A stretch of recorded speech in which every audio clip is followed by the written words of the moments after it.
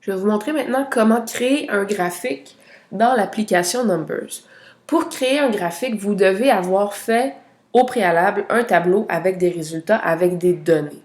Ça c'est très, très important. Donc, moi, j'ai fait un tableau ici fictif sur des résultats aux examens de français. Donc, on va prendre le tableau que j'ai mis en bas complètement ici. Donc, j'ai le pourcentage de différentes évaluations. Donc, ça, ce sont les dictées ici. J'ai les examens de lecture qui sont ici et j'ai les examens d'écriture qui sont ici. J'aimerais ça mettre ça sur un graphique pour pouvoir suivre ma progression. J'aimerais ça savoir si je m'améliore ou si je m'enfonce davantage dans les différents sujets, dictée, lecture, écriture. Donc, je vais me créer un tableau. Donc, avant d'aller sélectionner le graphique que l'on souhaite, on va commencer par sélectionner les données qu'on veut mettre dans le graphique. Comment sélectionner des données? Ben, je vais appuyer sur la première donnée que je veux mettre et là, il y a des petits points bleus qui apparaissent. Je vais étirer le point bleu comme ça ici de façon à englober tous mes résultats. Et là, vous voyez, à droite, il y a des options qui s'affichent et à droite, il y en a une qui s'appelle « Créer un graphique ». Donc, je vais appuyer là-dessus.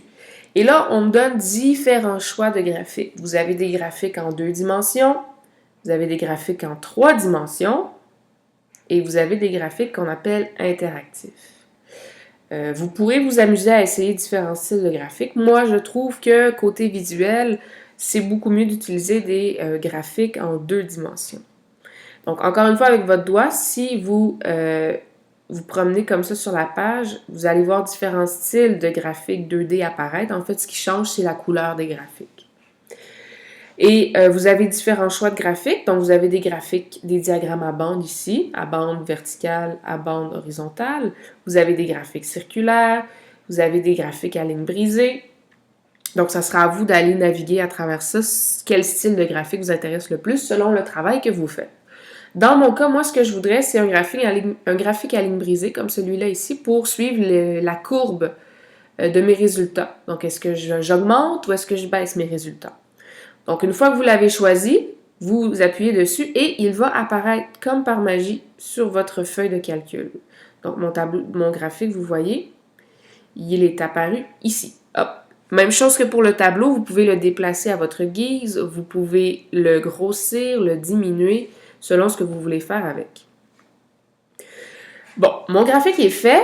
J'ai des petites choses à modifier. Il y a peut-être l'échelle qui ne me convient pas. J'aimerais ajouter du texte, des choses comme ça. Donc, comme pour le tableau, je vais aller appuyer sur le petit pinceau. Hop. Et là, j'ai différentes options en lien avec le graphique qui vont apparaître. Donc, si je vais dans la première case, la case graphique, ça me permet de changer de graphique. Donc, j'aime pas la couleur, j'aimerais avoir une autre couleur. Vous pouvez choisir ici. Finalement, vous auriez aimé mieux essayer le 3 dimensions. Vous pouvez aussi aller changer, comme ça ici. Dans Options de graphique maintenant, ça c'est important, vous pouvez aller ajouter un titre au graphique. Donc en ce moment, vous voyez, moi c'est désactivé. Par contre, j'aimerais bien mettre un titre. Donc je vais appuyer dessus et je vais l'activer.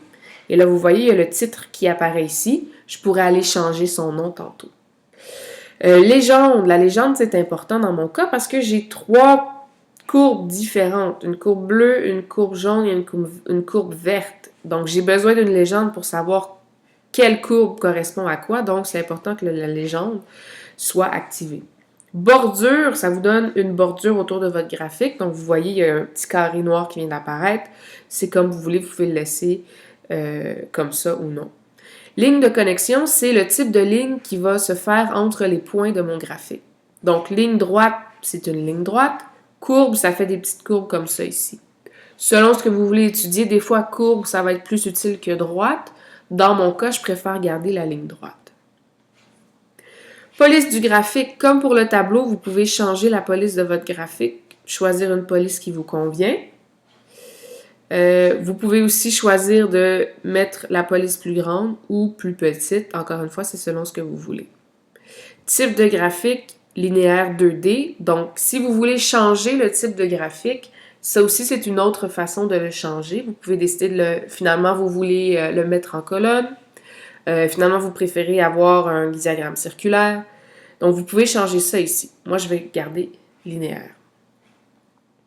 Ensuite, je vais aller sur X. X, l'axe des X, c'est toujours l'axe qui est à l'horizontale. Donc, c'est cet axe-là ici. Donc, je peux modifier tous les paramètres liés à cet axe-là. Donc, étiquette des catégories. Si je le mets sur activer, ça va me permettre de noter les différentes, de noter dans le fond la légende de l'axe des X. Donc, je pourrais écrire du texte et dire que l'axe des X correspond à quelque chose en particulier. Angle des étiquettes, c'est pour dire si je veux que cette identification-là des axes, elle apparaisse horizontalement. Est-ce que je veux que ça soit en diagonale, en verticale, diagonale gauche? Donc, ça sera à vous de jouer là-dessus selon ce qui vous plaît visuellement. Ensuite, quadrillage principal, regardez bien mon graphique. Ça va vous permettre de avoir des lignes qui vont apparaître, ce qui peut rendre la lecture sur le graphique plus facile. Graduation principale, c'est que ça va faire apparaître des petites graduations sur l'axe des X. Ça aussi, ça peut m'aider à lire mon graphique. Nom de l'axe. Donc, je vais ajouter le nom de mon axe en bas. Je pourrais y revenir tantôt pour écrire le texte.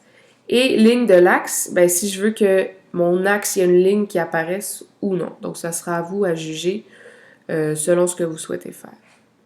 Ensuite, si j'appuie sur Y, j'ai exactement les mêmes options qui s'offrent à moi. Donc, étiquette des valeurs, angle des étiquettes, quadrillage principal, quadrillage secondaire. Je peux mettre la graduation. Je peux ajouter un nom de l'axe, les lignes de l'axe aussi si je le souhaite.